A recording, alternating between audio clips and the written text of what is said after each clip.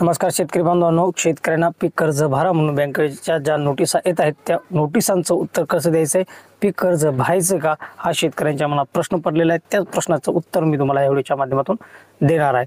मित्रांनो, बँकाच्या नोटिसा तुम्हाला येत असतील तर येऊ द्या, कारण बँक तुमची जमीन ताब्यात घेऊ शकत नाही, कारण तुम्हाला जे काही कर्ज दिले ते शेतीवरती दिलेलं कर्ज नाही, याची माहिती मी तुम्हाला समोर देणार आहे।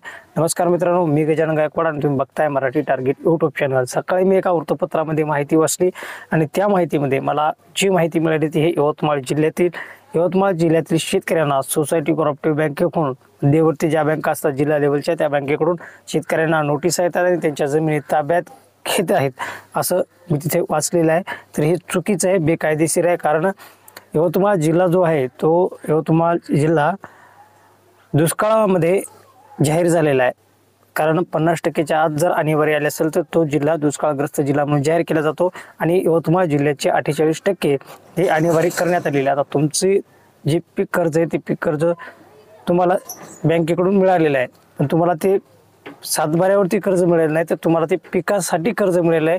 आणि जर तुमचं पिकच आलं नसेल, पिकाची नापिकी झाली असेल, नाचोडी झाली असेल, तुम्ही ते कर्ज भरू शकत नाहीत, हे सत्य आहे। आणि तुम्हाला ते पीक कर्ज भरण्यासाठी मुदतही देण्यात येत असते, पण बँकेकडून ही सक्तीची ताकीद जी केल्या जात आहे ती म्हणजे महाराष्ट्र सोसायटी कोऑपरेटिव्ह ॲक्ट 107 नुसार DDRच्या आदेशानुसार ज्या तुम्हाला नोटिसा देत आहेत त्या नोटिसा बेकायदेशीर आहेत।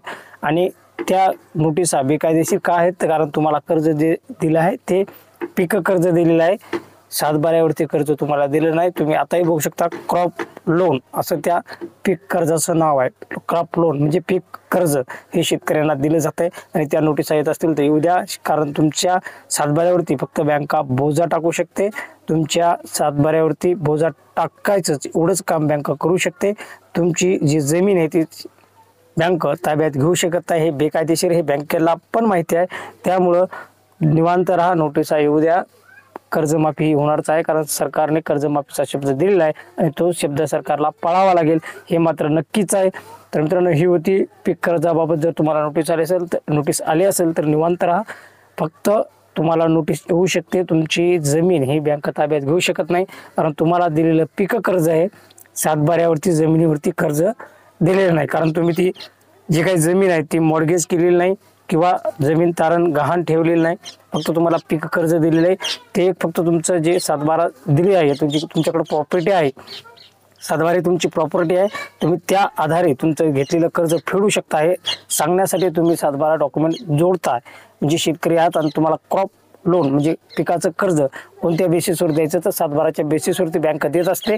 त्यामुळे बँक तुम्हाला सक्तीची ताकीद करत आहे, कारण त्यांना माहिती आहे की सरकार पुढे कर्जमाफी जर केली तर शेतकरी कर्ज भरणार नाहीत, त्यामुळे ही सक्तीची ताकीद करत आहे। बँकेवाल्यांना माझी विनंती आहे की तुम्ही एका शेतकऱ्याची मुलं, तुम्ही शेतकऱ्यांनी पिकवलेलंच अन्न खात असता, त्यामुळे शेतकऱ्यांच्या जमिनीवरती ताबा मिळू नका, त्यांना नोटीस द्या। तुमच्या बँकेचा जो रूल आहे तो कर्ज भरण्यासाठी त्या तुम्ही नोटीस द्या, त्यांच्या सक्तीची ताकीद करू नका, त्यांच्यावरती दडपण आणू नका, कारण या दडपणापायी खूप साऱ्या शेतकऱ्यांनी आत्महत्या केलेल्या आहेत। आपण आतापर्यंत बघितलेलं आहे की जवळपास महाराष्ट्रामध्ये 3 शेतकऱ्यांनी या बँकेच्या कर्जाला कंटाळून आत्महत्या केलेल्या आहेत। शेतकऱ्यांचं जीवन संपू नका, कारण शेतकरी जगला तर जग जगेल आणि शेतकरी मेला तर जग जगणार नाही।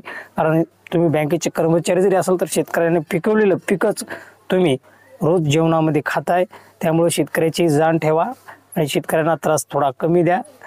सरकारने कर्जमाफीचं आश्वासन दिलंय, लवकरच सरकार कर्जमाफी करेल अशी आशा आहे शेतकऱ्यांना तरी। आता 10 मार्च रोजी अर्थसंकल्प सादर होणार आहे, त्याच्यामध्ये कर्जमाफीचं काय होईल ते बघण्यासारखं असणार आहे। मित्रांनो, ही होती छोटीशी पीक कर्जाबाबतची माहिती। तर भेटूयात पुढील व्हिडिओमध्ये, पुढील माहितीमध्ये। तोपर्यंत थांबतो। जय हिंद, जय महाराष्ट्र।